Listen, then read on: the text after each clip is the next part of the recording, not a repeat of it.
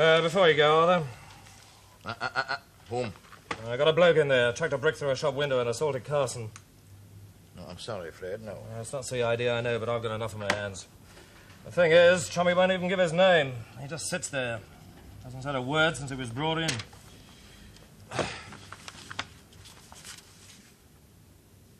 You called him a noble? Sorry, even I'm too fine to work any marbles. Besides, you can still charge him without getting his name, can't you? True, and I thought with the chief super coming down from division and the promotion board in a few weeks.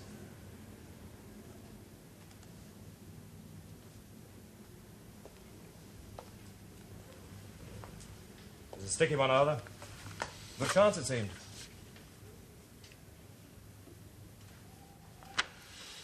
I'll put a good word in for you with the super. Thank you, Fred. I'll do the same for you one day. Well, let's face it, we're not getting any younger, are we?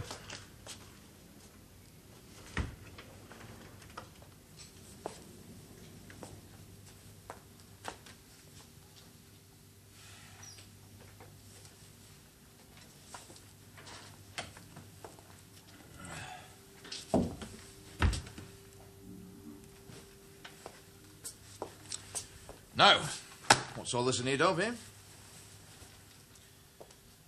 What's it all about?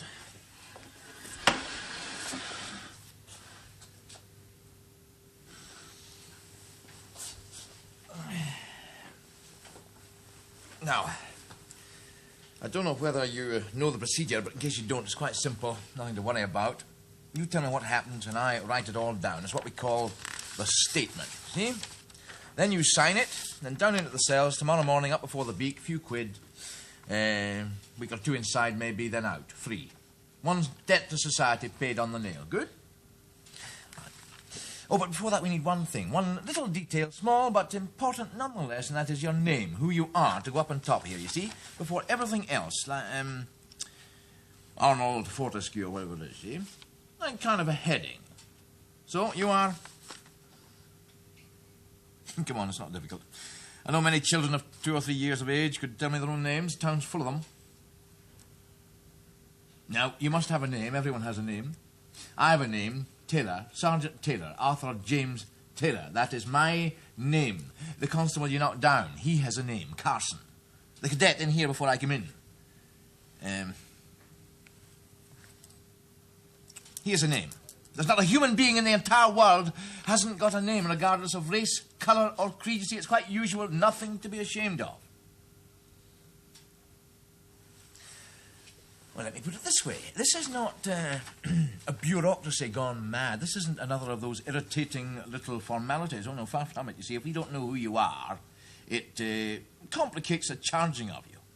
Now, you might think, and it would be a reasonable assumption from a layman, that I could say, well, this man now, he, well, for his own good reasons, no doubt, doesn't wish to give his name. Fair enough, we can soon circumvent that little difficulty. I'll invent a name for you. Alfred George William Harper. Write it down there, and due course transfer it to the charge sheet, all neat and tidy. But what happens then? In court tomorrow, you get up and say, I'm not Alfred George William whatever it was. Never pretended I was. You'd be quite right, too. Result? You be let off on a pure technicality, walk out of the court a free man. Freedom for you. Rockets for me. Big ones. So that's not a little game, is it? Because it won't come off. Let me make that quite clear. You see, we have our methods of establishing identity. Bring me a drunken Siamese sailor. Not a paper on him, and in the country less than 24 hours, I'll tell you who he is, the village he comes from, anything else you want to know about him within a fortnight. See? We have our ways. Nothing violent, of course. Just ways and means. So come along now. It's getting late. I want to be off home. I'm sure you wouldn't say no to a good night's sleep, eh?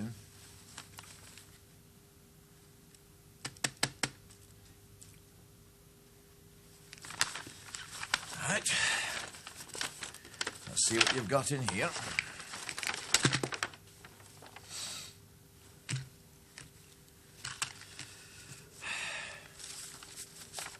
No wallet, no papers, eh? Right. Stand up. Come on, stand up. Take your coat off.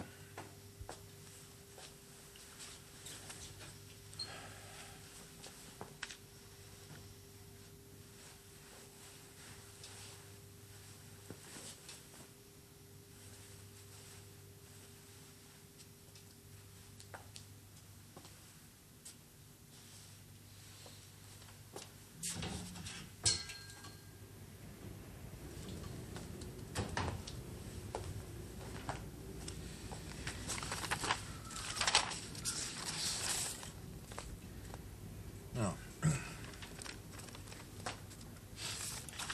it says here that under the very nose of P.C. Carson, you heaved a brick through the window of a shoe shop. You then resisted arrest to such an extent as to abuse the constable by calling him, by abusing him and further by punching him. Is this true? Well, several points I find odd. First, you shattered this window while the constable was walking towards you. Indeed, he was only 5 or 6 yards distant. Second, you then resisted arrest. Third, you at no time attempted to steal anything from the window. What do we deduce from that, then, eh? Sit down, let us examine the facts. Well, at first glance, it would seem like the classic case of somebody wanting to be locked up, short of a bed for the night. But then, you see, we come to this resistance to arrest. I'm going a shade too far, surely, if the assumption's correct. Puzzling. So, we ask ourselves, are you drunk? Plainly not. All my experience tells me that you're as sober as I am, in full possession of your faculties. So, what is the explanation, eh?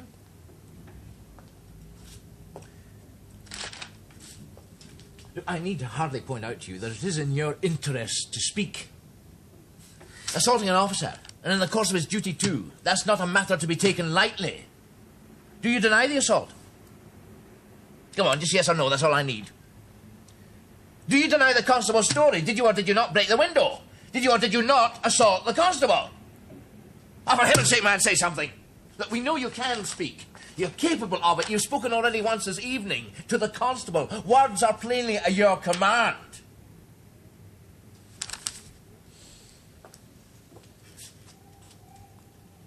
Look at this, from our point of view. Suddenly you were brought in here out of nowhere by a constable with a black eye, bloody nose. We don't know who you are. We've never seen you before. A complete stranger. Probably just passing through, eh? Well, at least just do us the courtesy of telling us who you are. Let us make a start. Smoke.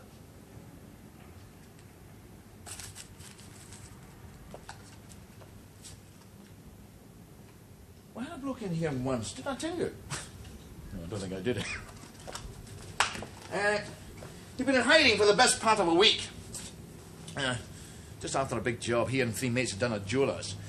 And one of our chaps surprised them, and in the ensuing melee, they made a break for it. But this one particular bloke, you see, he was recognised by the beat man, who he knew him of old, you see.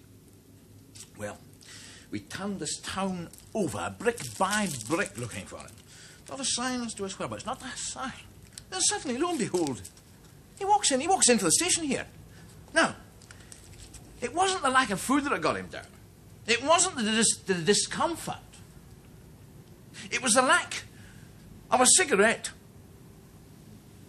Astonishing, isn't it, eh? Simple cigarette.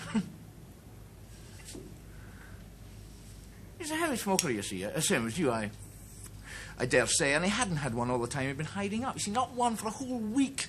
Well, the old man got me to interrogate him, and he was stubborn at first. He just sat there in that chair, not saying a word. Oh, nearly 3 hours that went on, but then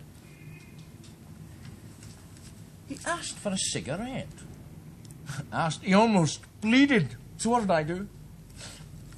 I says to him, talk first, cigarette afterwards. No go. But then I played my masterstroke. I sent for every CID man in this building, every uniformed PC, And in they all came, fine body of men they were too, imposing, and they stood in a circle right round. And upon my instructions, they all, to a man, they all lit up cigarettes and stood there, all puffing away, looking down at the prisoner until the room was that thick you could hardly see the other side. The prisoner, he swallowed hard several times, as a man does when his taste buds are activated.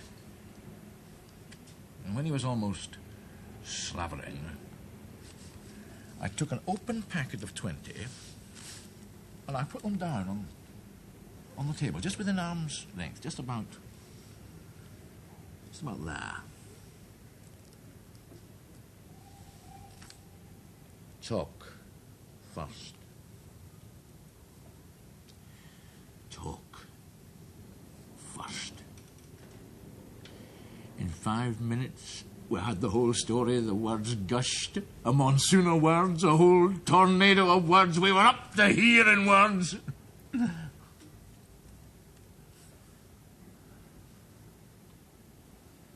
It's good, eh? You know, first thing I do when I get home in the evening, sit down and light up a cigarette. I don't know, this place and the atmosphere and the people and the problems, they just seem to slip away like deer gliding through the forest. So who are you, then? I'm on your name, man. I'm on your name! No. I'm a patient man. I'm renowned throughout this entire division for my patience. Inspectors, chief inspectors, sergeants, constables, they all from time to time remark upon it. It has been so right through my career, but my patience is not inexhaustible. Let me warn you about that. Not inexhaustible.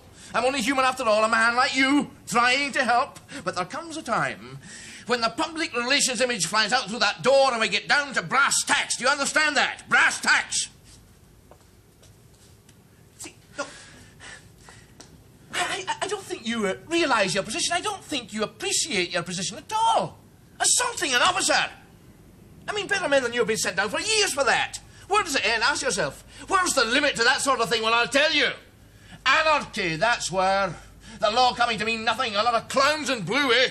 Punchbags, whoever feels like having a bit of a workout. I tell you, my friend, I stamp very hard on that sort of thing. Very hard indeed. Ask any villain on this patch and they'll tell you that I will not have it. Is that clear?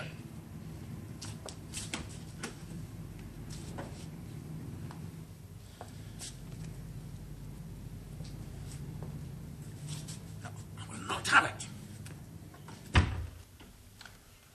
All settled? Just letting him stew a while, you know. Time to think things over. Right, right. Usually what? Being a bit stubborn, is he?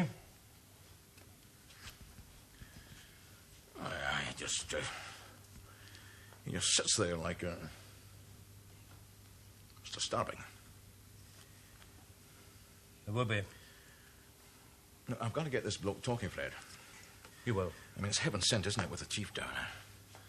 They've got to take notice this time. They couldn't pass me over again. It's all right, I'll give him the build-up. Don't worry. Thank you, Fred.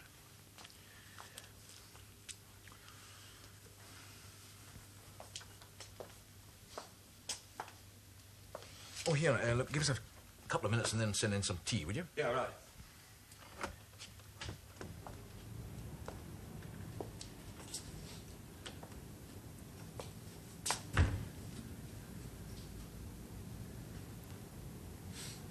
Well, now, had a chance to mull things over, eh? Consider your situation. That's why I left you alone. I found through long experience of interrogation a man likes a few minutes alone, you know, away from the sight of coppers. It helps him to get things into perspective, you know, see reason. Especially someone like you, you know, you're no old lag, I can see that, oh yes. Blameless.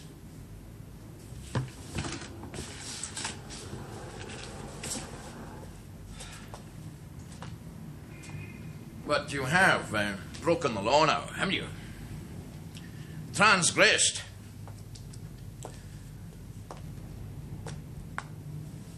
A momentary lapse. Sure, we're none of us perfect. Look, even me, a policeman, even I have my little guilty corner. Yes, you know, as a boy, I once stole some little coloured plastic counters from the local co-op. Only a handful, you know, but I stole them. And later on, at school, I regularly pinched things, pencils and exercise books and rubbers, you know, the sort of thing. That surprises you, I dare say. But it goes to show that I, too, have experienced what it is like to break the law. So when somebody like you comes in, I try to help. Well, soften the shock, ease the burden. Some of my colleagues, of course, they say I'm too easy. I think they say that a villain is still a villain, whether it's his first offence or his 100th, but not me. I'm all for giving people a chance. The ones that matter, of course. Let's be done. Even my own wife, you know, she thinks I'm too soft. We have a couple of youngsters. The boy's 6 and the wee girl's just 4. And, well, they're pretty normal, you know, the usual sort of thing. Getting into scrapes, being disobedient, you know, and minor little things. But, you know, I can't punish them. I say to the wife, Joe, I'm sorry, no, look, this is not a case for punishment. They're young, they're learning. They need helping over these styles, not a smack in the bottom and up your room. Yeah. Well, that's the sort of man I am.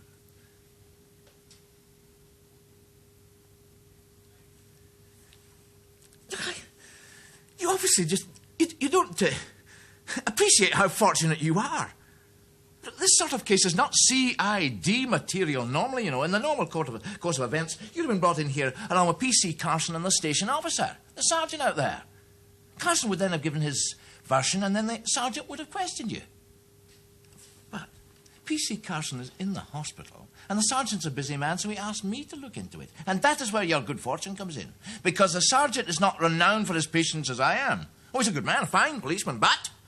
the instant that he saw that you were refusing to cooperate, he'd have had you down in those cells. Tomorrow morning, the beak would have A, given us authorization to take your fingerprints, if necessary, by force. B, slapped you inside for contempt of court, where you would have stayed to rot, if need be. To rot! No set term, no hope for ticking off the days, no remission. An unpretty thought. But I don't want that to happen, not to you. Great God in heaven! What are you trying to do? Is this some sort of a game? Because if it is, you can't win, you know. You've picked the wrong bloke. I'll tell you that now, free, gratis, and for nothing. Patient I may be. Soft to a degree when it's justified, perhaps, but I have another reputation, too. A reputation for getting men to talk, for breaking them down. All the difficult ones are passed on to me. And why? Why? Because they know, everyone here knows, from the chief inspector down to the canteen cleaner, they know that I can break anyone. To the men I've handled. Men! Tough, iron-willed, stubborn, shot them Aunt Elsie if it suit them. Men who so, you know, get cheeky. How do we slap down men who've tried to fight their way out of this very room? Taking half a dozen of coppers to stop them, that's the sort I've handled. But you, a puny little runt like you, look at you now, quivering because I've raised my voice. Hey, come on, do something, eh? Go on, mad, lash out, hit me. Make a run for it. Faint. Anything. Better still, say something, anything. We know you can speak those naughty words you said to the constable, remember? He didn't make those up, he couldn't have. He doesn't use words like that, not Carson. All I want is one word!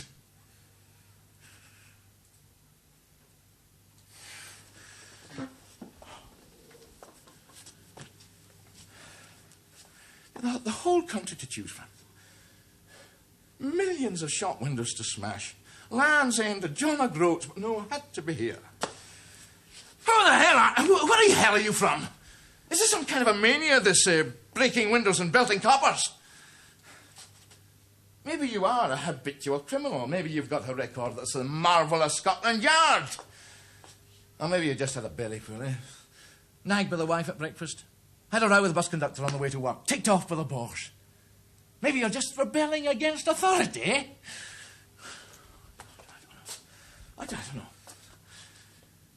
15 minutes ago. Everything was so sure. I was on top of things like I like to be. I was upstairs going through some files. A report for the old man. He always gets me to do that sort of thing. He knows it'll be a job well done. You know, all the facts properly marshalled, carefully checked. Then the conclusions to be drawn, headings, subheadings, paragraph 2, subsection IV, copy for him, copy for me, and a spare just in case. And then I took the files back downstairs. I gave them to the sergeant. Then you. You see, everyone else I've handled, the toughies included, they've all had one thing in common. They've been flesh and blood. They've reacted. They've been recognisably human. But you, no, you're the odd man out. You're the fly in the ointment. You're a thing. A grotesque nightmare thing. A zombie. Strayed from Venus. Probably took the wrong turning at Mars, eh? Bad science fiction come true. Whoa. How do you deal with things? Nobody knows. No one. You have to get weird-looking guns and shoot them, but the bullets bounce off. So you try something bigger, shells, bombard them, call for the army. Then you try poison gas, but that doesn't work either, because they don't breathe the same way as we do. Their lungs are different. Is that what you are, eh? An advance guard from outer space?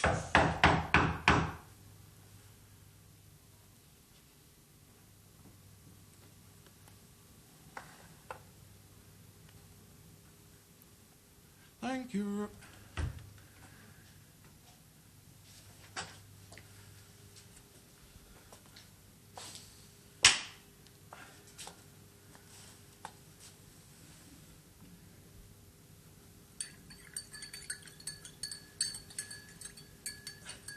Sorry if I went on a bit just there. Strain, you know, it's overwork. Been a bit pushed lately.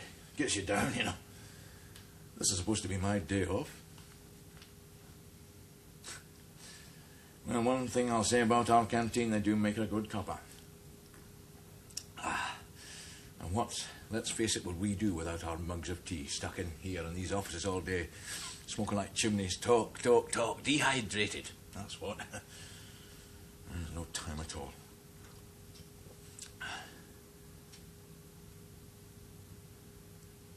Is this some kind of a personal vendetta? Revenge, eh? Years of thought and scheming. Could be, I suppose. A face from the past. Some minor case wrongfully imprisoned, eh? Did I get you sent down for some uncommitted crime? See, I thought I hadn't seen that face before. No, not thought. I was certain. One glance and I knew that face rang no bells. But then, doubt creeps in. Questions. I used to consider my memory photographic. A vast filing cabinet full of negatives ready to be printed at the merest hint. Infallible. But now I don't know any longer. I think.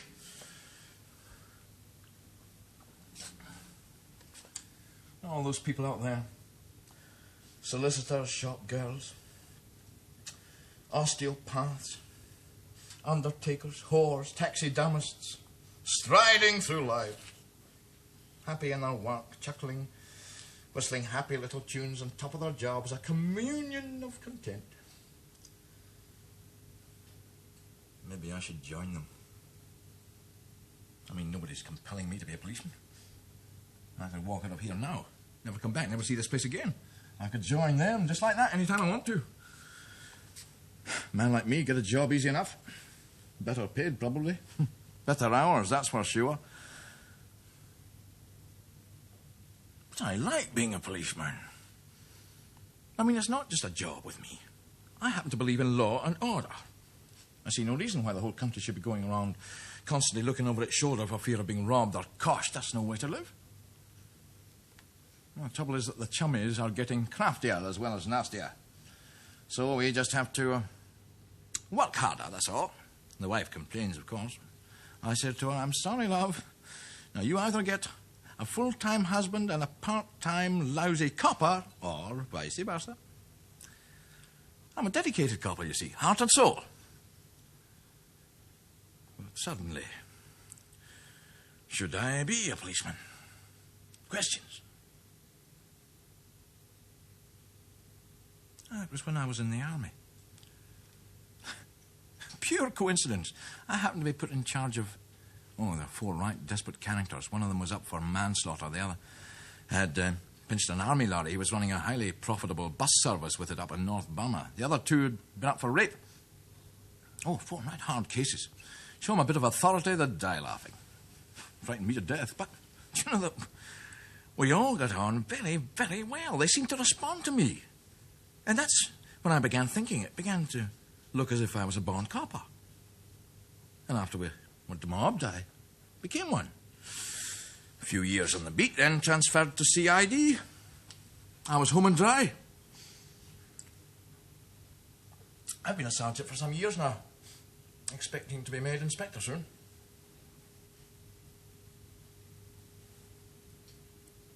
But now... I don't know any longer. All that certainty, all that confidence, gone.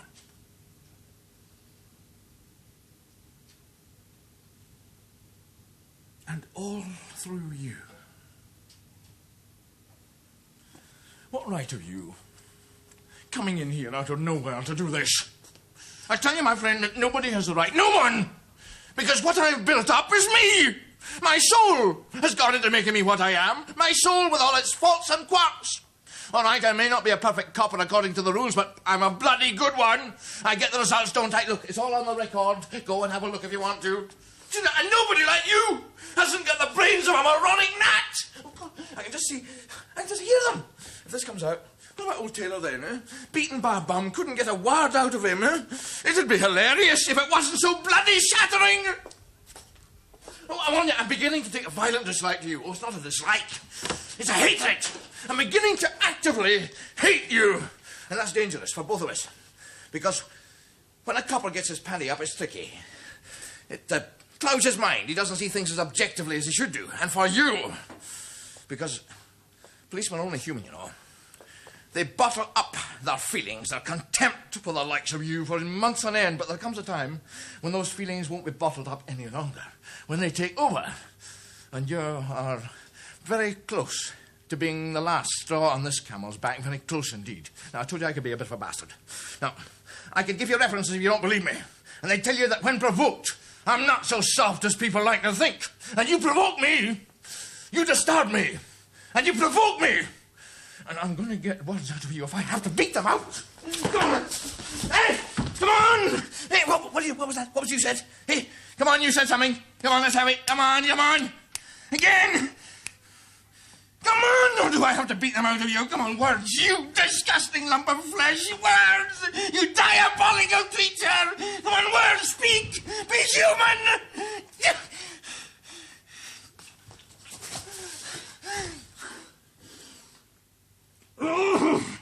All right. Game, set, and match.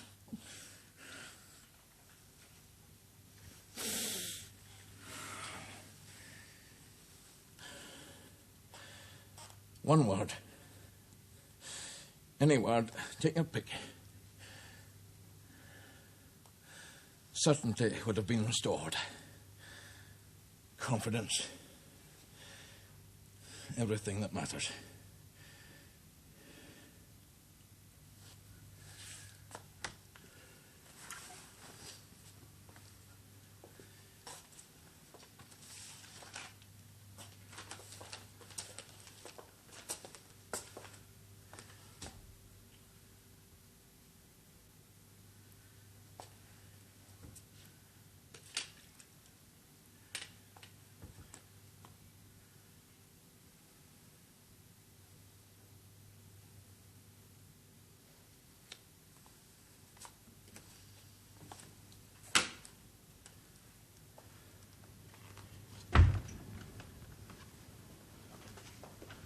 Got him? Good. Chief's arrived.